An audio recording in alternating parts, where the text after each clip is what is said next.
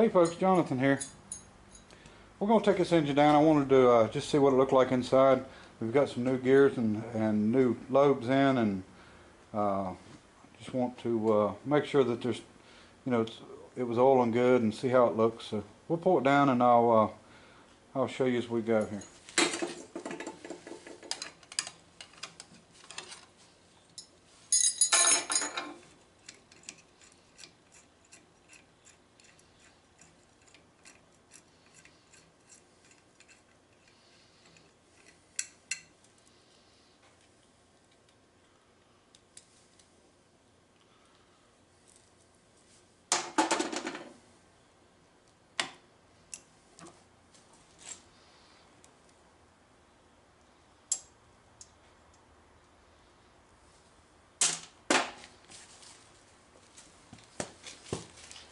Now we're not worried about the timing on this because we're going to go back a different way with this.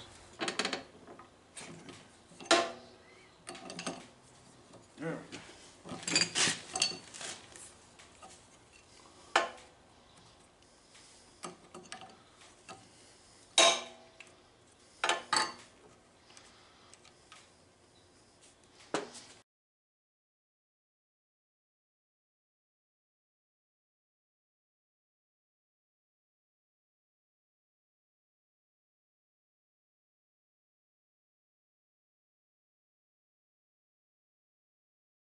One of the bad things about pulling this is that sealant that I use, I lose the gasket every time, so I've got to make a new gasket every time I go back on. But of course we're going to do some major work this time, so I've got to get a hammer and something to get in behind that a little bit and get it off. Left this covered overhang just enough to be able to catch it on it.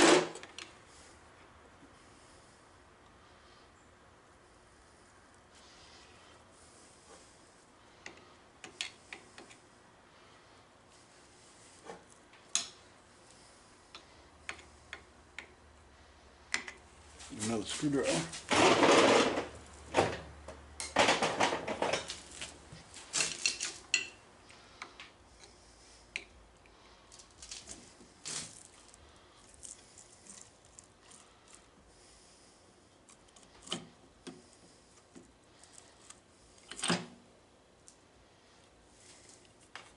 Of course, one of my pins stayed in the cover instead of staying in the cloth. You can see there was oil here, plenty of oil on there. It's running out of the seal.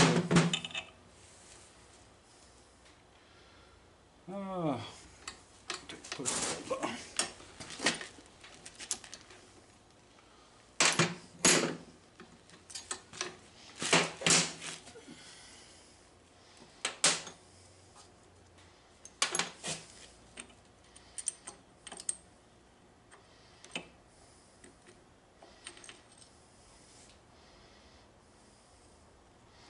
Yeah, everything's nice and oily.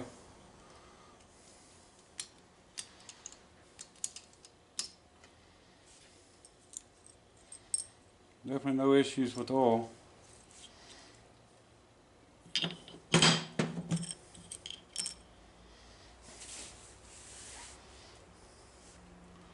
We'll check the wear on these followers.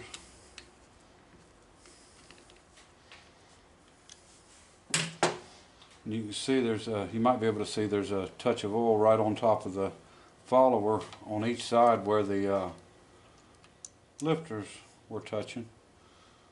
Of course, oil on top. Yeah, just a little bit shiny. There's no noticeable wear whatsoever, which there shouldn't be because, like I said, these are hard as can be. So we may have to redesign that a little bit because of the bigger lobe. But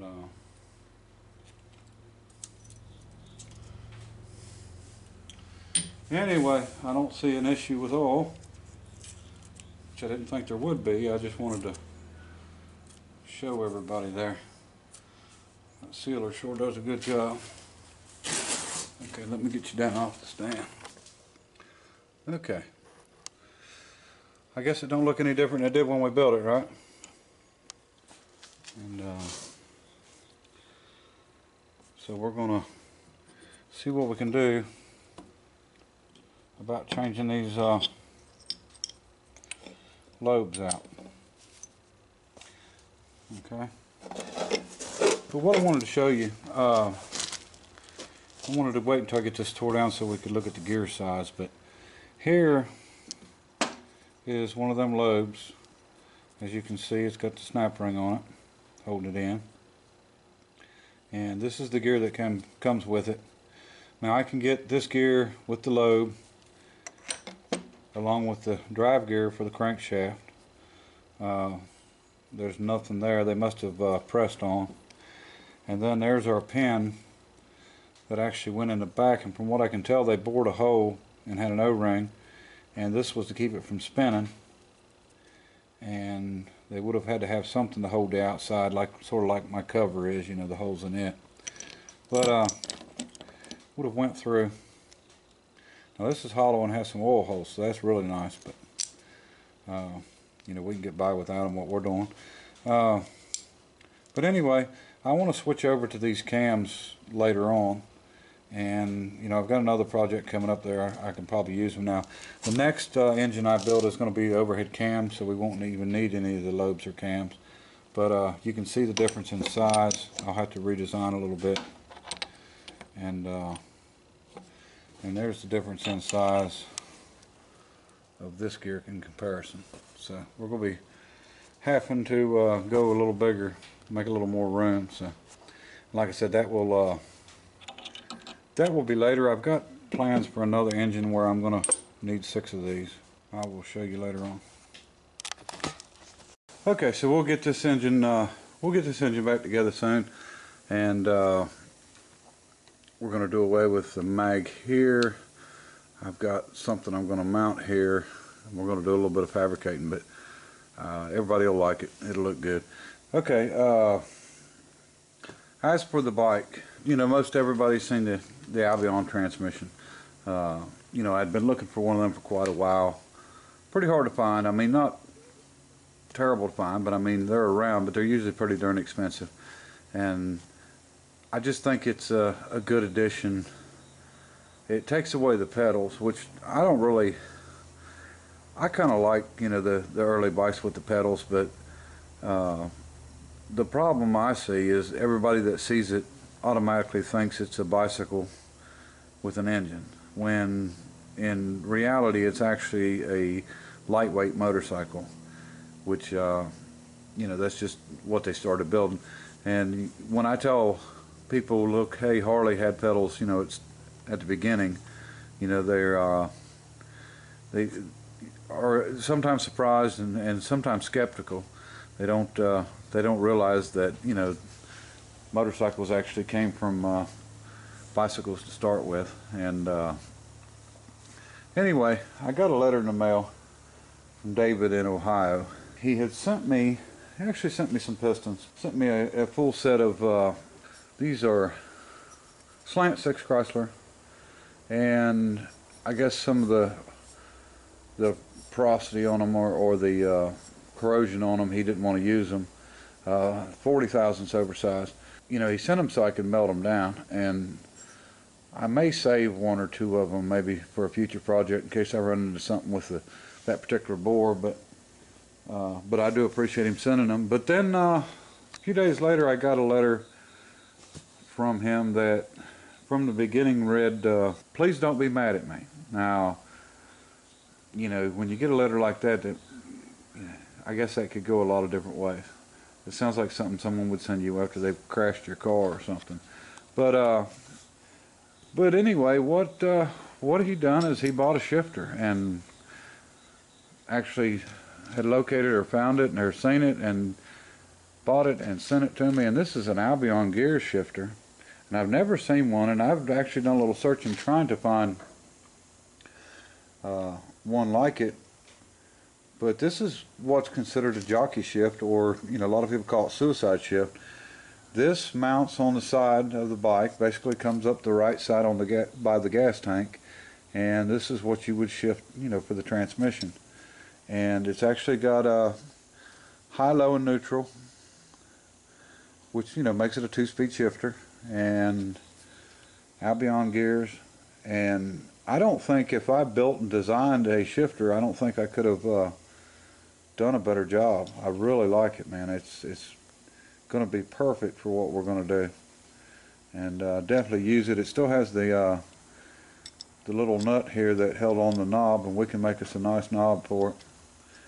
But I was hoping to find a bike that this went on, pictures of it, but I really have had no luck, and it's going to be probably a European bike. But man, it's a really nice piece, and I really like that Albion gears on it.